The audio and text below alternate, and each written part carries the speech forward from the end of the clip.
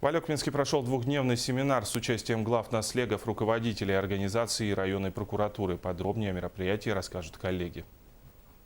Завершился двухдневный семинар, организованный по инициативе прокуратуры Алекминского района с главами наслегов, руководителями организаций и представителями контролирующих органов.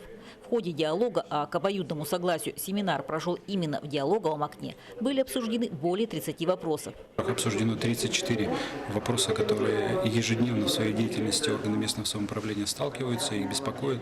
Выработаны определенные решения, подписаны соглашения в сфере правотворческой деятельности с органами местного самоуправления. Действительно, такая необходимость встречи назрела буквально. Ряд вопросов по правовому ряду для собравшихся были разобраны тут же на месте.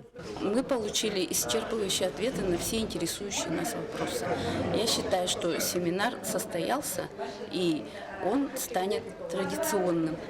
За 2 дня динамичного графика работы участники семинара, конечно же, устали, но по признанию результаты намного ее превосходили. Каждый, я думаю, глава взял себе на вооружение то, что какие вопросы не знал, а те, которые я знал, он еще обогатил их. Есть ряд вопросов, которые будут продолжаться курироваться, отметил Максим Алексеевич. Они наиболее остро были обозначены главами. Это вопросы жилищно-коммунального хозяйства, их беспокоят на сегодняшний день.